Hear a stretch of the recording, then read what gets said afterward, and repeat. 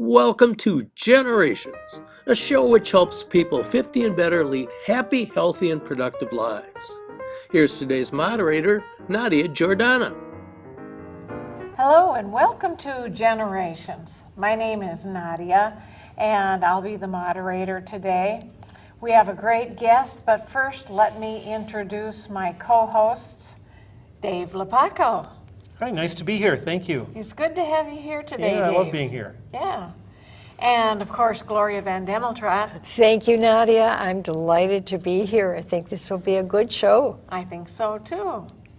And we've got Midge Bubani. I'm glad to be here. I'm excited to talk to Lisa about her uplifting message. I think so too. And our guest, Lisa Q. Steinberg. Yes. And you are the author of, is it 3 different books? I see 3 books here. You might have more. Nope, this is it. These are the 3 books. This is my trilogy, and it's all under the category Thanks a Million. Thanks a million. And tell us a little bit about how that started and what that's about.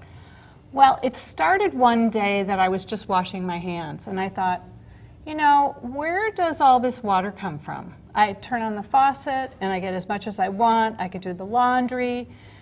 Anytime you take a shower, use the bathroom, whatever, and you've got all the fresh water you want. And I thought, somebody is causing this, and I don't know who they are, but I'm going to write a thank you note. And so I did. I wrote a note to the Champlin, because that's my city, Champlin Water Department, and that got me thinking about, well, what are some of the other things in my life? We've got, you flip any switch, and you've got instant electricity. Mm-hmm. You've got so many things that make our lives just easier and more comfortable. Teachers that teach our kids. Absolutely. Absolutely. I have written to teachers. Yep. Yep. And what the goal of the project is to get 1 million people to each write one thank you note to someone who would maybe never expect to receive it. Do you hope to have people get in touch with you when they've written the thank you notes? In other words, to ever quantify that million? Yes. How will you know? How will you know? That's a wonderful question. How do you know when 1 million people have all said thank you to someone else? And you don't, statistically, you can do it. You can do a survey of before and then after. You could do market research in that with a sample group. No, I don't want to necessarily know when someone has written a thank you note, because it's all personal. You know, you're thanking people who make your life easier. Tell us how you started writing thank you notes. I mean, have you done this all your life? Did your mother teach you? I became a paid professional writer at the age of probably 5, when my grandmother would send me $1 for every letter I would write to her. So I would write thank you notes to her, but they were traditional thank you notes for gifts and thank you for hosting a party or whatever. So I've been writing thank you notes since I was a kid, but this, in 2014, that's when I started to think, well, wait a minute, there are people whose names I don't even know, but I appreciate their services. There's a guy who plows my cul-de-sac. I go to sleep at night, and then in the morning, that whole cul-de-sac is completely plowed like Santa has appeared, like a ninja. And so I went to the city of Champlin and I said, I want to know who plows my cul-de-sac. And they said, is there a problem? Oh, yes. And I said, no, as a matter of fact, I just want to say thank you. Well, we're not allowed to give you that person's name, but we know who does your area. So I said, okay, so if I leave a note for that person, could you make sure that that person gets it? And they said, yes, guaranteed. So I wrote a note telling him I thought he was a ninja, but I loved it, and he did a great job, and I put a little packet of hot chocolate in, and I left it at the city. So those are the kinds of things that I do for people whose names I don't even know. I'll bet that really makes their day. I can't imagine that it doesn't. I mean, I just think you can do all the work you want for money, But if you have somebody say, I noticed what you did, and thanks a million, it's just so nice. Have you heard from people? Do they respond and ask you why you did this, or, you know? They don't ask why necessarily, but I was at the city offices dropping some information off. And the woman behind the counter said, and what's your name? And I said, Lisa Steinberg. And she said, okay, fine. And a guy at the other end of the counter said, did you say Lisa Steinberg? And I said, yes. And he said, the letter. And I said, what letter? And he said, I work for the water department. So I said, oh, wow. He said, no, come with me. And he grabbed my hand and he went across the parking lot to the water department, where you have to use a special code to get in because it's all secure. And there in the front hall, framed, was that thank you letter to all the people who work at the water department, whose names to this day I still do not know. Isn't that wonderful? Oh, how I love neat. it. And of Love course, it. kids get this kind of stuff all the time. 4-year-old can scrawl something on a sheet of paper, and we all applaud them and tell them how wonderful it is. But when you get to be adults, people aren't recognized in that way, and it's amazing what happens. I remember I lost my credit card at a local supermarket, and the woman at customer service was really, really helpful. I mean, she spent 20 or 30 minutes with me, and we finally found it. And so I immediately left the customer service counter, and I said to another employee, where's the manager? Could I speak to the manager? So the manager, this guy comes sauntering over, not sauntering actually, trudging over, and it's like he's expecting the worst because they're expecting a complaint. And I said, I just have to tell you, this woman was so helpful to me. I am so appreciative of what she did. You know, please do whatever you can to you know, congratulate her on what she did. You could see him just relax. Yeah. But you know, I also sent a note to my 7th grade social studies teacher. And I said, I really appreciated what you did for me in 7th grade. And he was touched, and we had lunch, and it was just a very happy time, you know. So adults don't get that very often. That's another thing that reminds me when you talked about 7th grade. At least 2 teachers that I had when I was in school made an impact on me, and I've been lucky enough not to write a note, but to, well, actually in a post on Facebook, as close as you can get, reconnect with them on Facebook and tell them that they were an important teacher. And that was a real fun thing, and I think it meant a lot to them too. And you don't get that opportunity. Maybe we get a few more opportunities now with that, but the handwritten ones, those really They're very meaningful, very meaningful. I think, and you just reminded me, I think I did that after, because I had a couple of really impactful teachers in a wonderful way in my life. And I had sent them notes that I really appreciated what they did. I think my mother instilled it in me that thank you notes need to be done. And I did that to my children. Some of my grandchildren still write thank yous. But I think that art of writing on paper has really fallen by the wayside. So I think it is so nice. When I get thank you notes, I really appreciate them. I really do too. I do You too. know, so I think other people do too. And It's rare. It's more rare than you think these days. Yeah. I mean, even people who have said to me, you know, my daughter was just married, and the kids haven't sent out thank you notes. You just go, it's a lost art. Yeah, my sense is it's almost becoming the norm not to send thank you cards. If you do, it's unusual. But I still expect them though. I do too. Thank you, Mitch, for gift. saying that. For a I wedding gift. expect them as well. For a wedding gift. Yeah. But And of course, in organizational life too, we don't thank people very much at our job site where we spend such a huge amount of time. And so people like Kenneth Blanchard, the 1 Minute Manager guy, he talks about catching people doing things right. And it seems like such a turn of phrase like, well, of course we would do that, but we don't. We usually catch them doing things wrong. And the idea that you would purposely plan as a manager, for example, to catch people doing things right seems like revolutionary when really it should be so basic that it's a foundation of how people connect to their organizations and feel good about what they're doing, but we just don't do it. oh, I think that's worse today than it was ever before. And it, to me, it kind of struck me when you said when you ask to speak to a manager, They expect the complaint. Yes. So I think that that's just perfect to send that. Congratulations, you know, this was a job well done. I just love that. What are some other unusual types of notes that you've written through the years or that inspired you for these books? There are a lot of people who have single name tags, as you're talking about. The person at customer service who really goes out of his or her way. Right. I love that.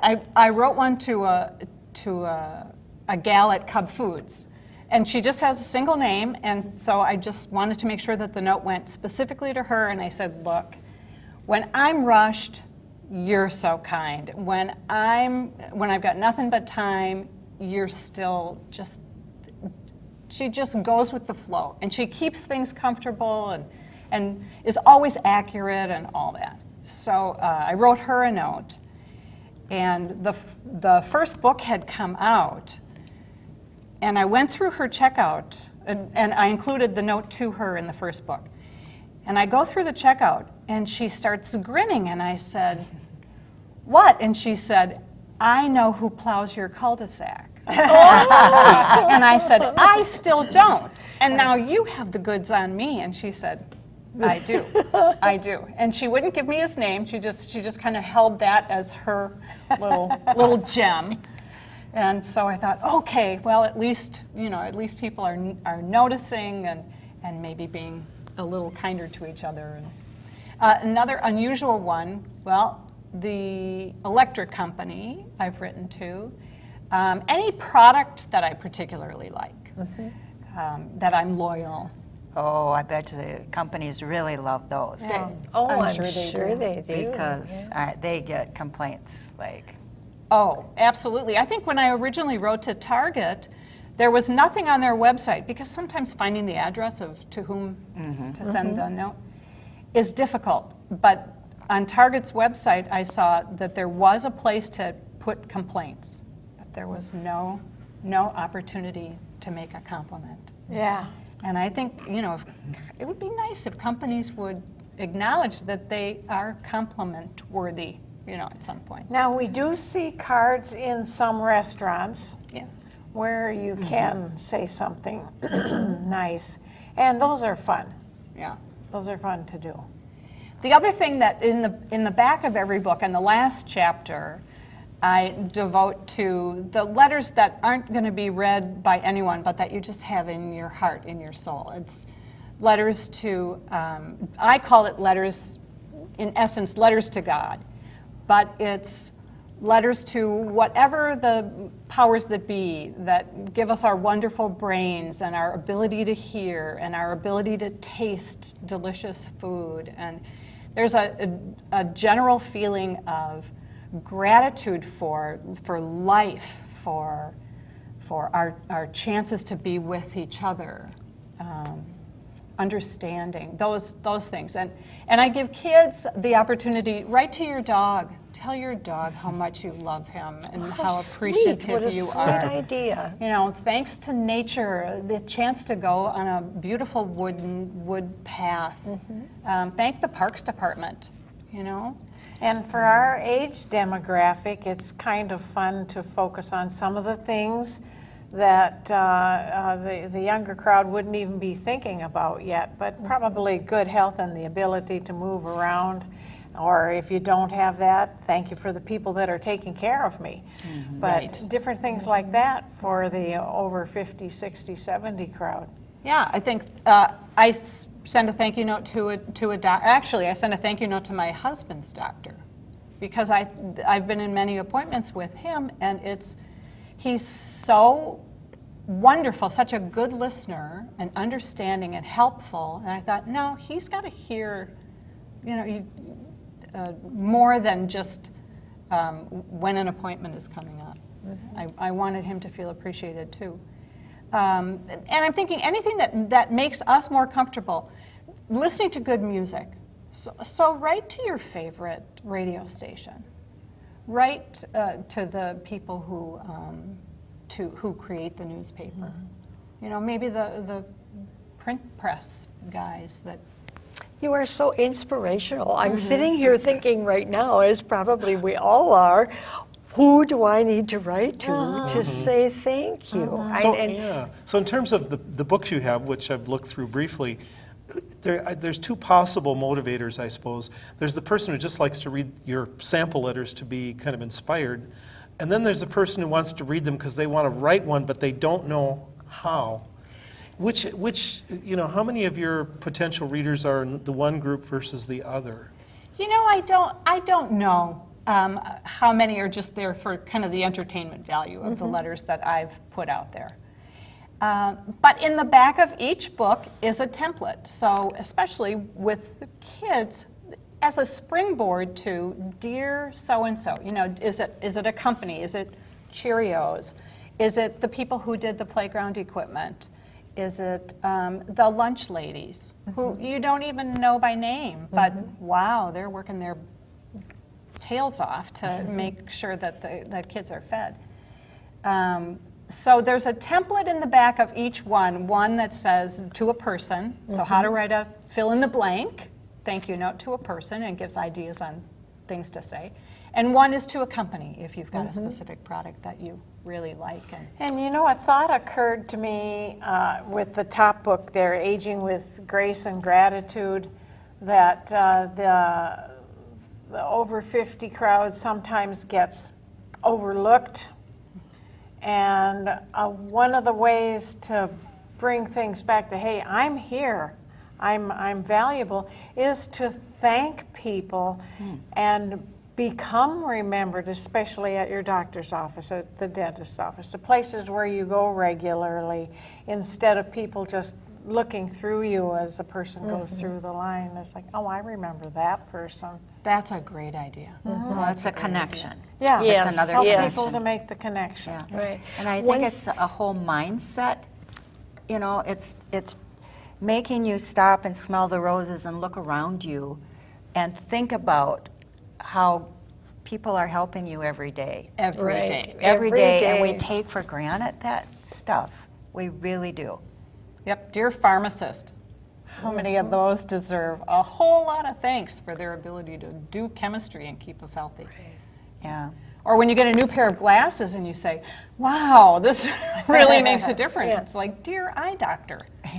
Yeah. Boy, I've got Thanks a lot a of million. thank you notes to write. I do too. I do Yeah. too. So this gives you So little much- ideas on, Yeah. Yeah. I think the Who good thing deserves is your the thanks? passage of time isn't so important.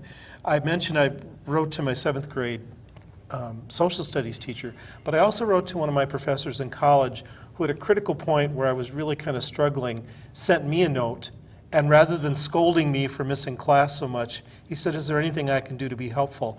And 25 years later, I sent him this note, and I said, I always remember that, and I want to thank you for trying to understand where I was at as opposed to judging me. And it's always made a difference. And since I've spent most of my adult life in the classroom on the teacher's side of the desk, I've tried to model what I do after what he did, and I wanted him to know that it really did make a difference. And he contacted me, and we had lunch, and it meant a lot to him, even after all those years, to have someone point out something that he probably had totally spaced out, forgotten. It was just a little minor moment for him, but for me it was a very big deal. Yeah. that's impact. Yeah. Think of the impact just a simple thank you can have on a person. And these notes are keepers. I've got several notes that I've kept. I have a granddaughter who every couple of years sends me a beautiful thank you note. Of course, those are all in a drawer, and I keep them. But when I was working in the corporate situation a few years ago, one of the top executives, not my immediate boss, I had an immediate boss, but I would do occasional favors for one of the senior CEO men. And didn't even occur to me that I might get a thank you. And on at least 3 different occasions, and I still have those notes, in a nice little envelope, nice stationery, the whole, and nicely written in his own hand. He wrote a nice thank you note that he appreciated me taking time out of my day and doing his little pet project for him. So he understood that it's not my job, But thank you for doing it. How nice. This is a terrible question to ask, but if you develop a reputation, as you obviously have, for being a prolific thank you letter writer, and that gets around it all, do you feel a burden, or perhaps that other people might be disappointed if that's Lisa, the thank you note writer? I didn't get a thank you note from her. Do you ever feel some pressure to keep? Then I'll get all kinds of bad press. That could If be she telling. didn't, she does now. No, I don't think that I've ever felt that pressure. Good. No, there's always something to say thank you about. It's there. We do not live alone. We are being helped every minute by people who are raising us up and having impact. How have you shared that with your family? Do you have children? I have 2 sons. Do they write thank you notes? No, they're terrible at it. They're terrible at it. But they appreciate the books, and that's a good thing. But you got to keep nudging them. Right, you got to keep No, nudging. I guess what trained I'm them, wanting to say is, how do you teach them? How do we teach them how to do that? I worked with my children, and they were small, and they all had to write thank yous for gifts from grandma, or to the neighbors, or whatever was happening. But they were very specific. It wasn't.